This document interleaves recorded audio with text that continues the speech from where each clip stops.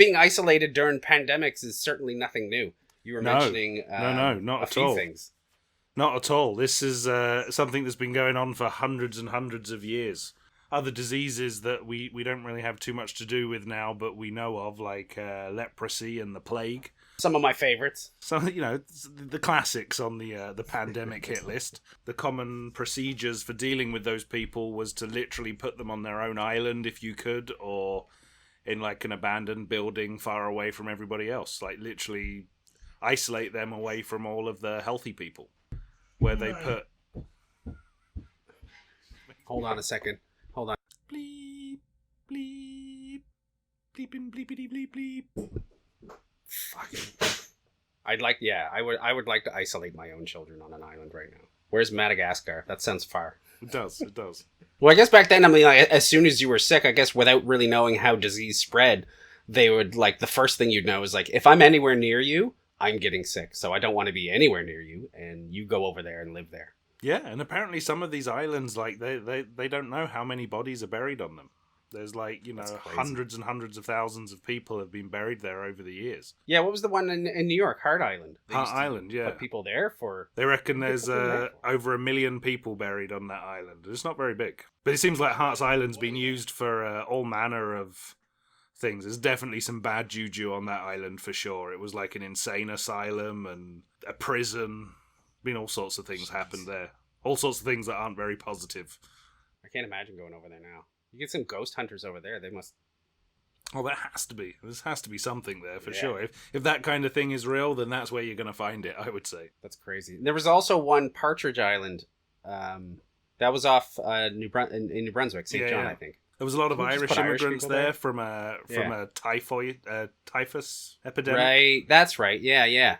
So when they were coming over, I guess all the sick people when they were coming over during the potato famine stopped off, and they were kind of quarantined there, maybe.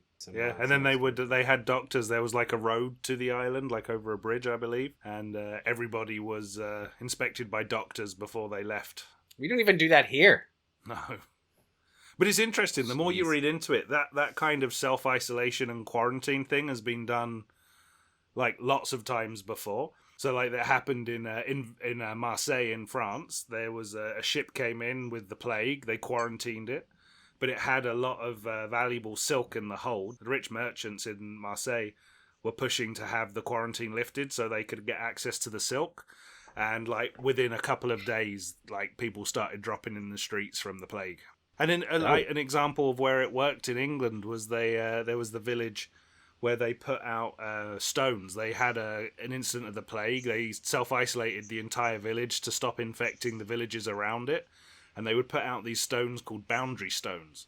I remember, yeah. And with those, you would like put a note and some money on the top of the stone, and then somebody from another village would come, place the items that you were looking to buy, take the money, and they'd leave, and then you could go back and retrieve your goods.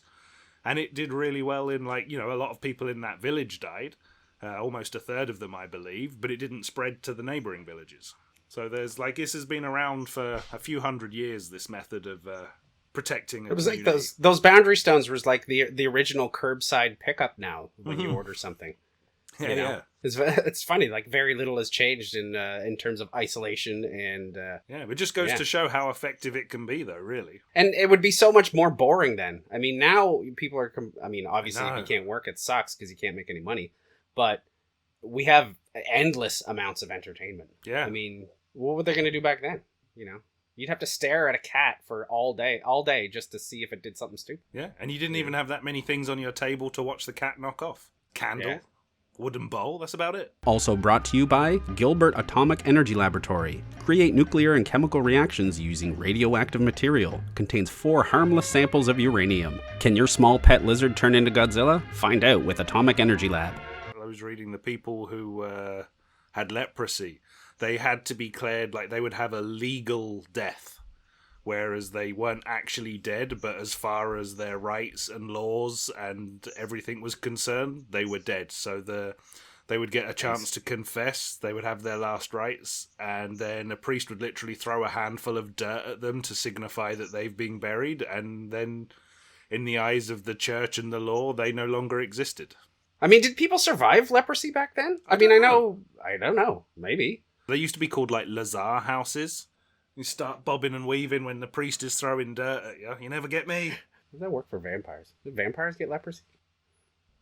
Oh, because don't they like heal themselves or something? I don't know.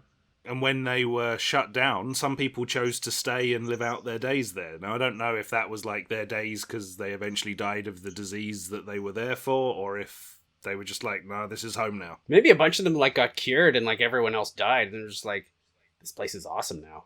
This is ours. We're staying. Dibs on the People big show bedroom. up and you're just like, The priest's coming again. put your arm behind your back. Pretend it fell off.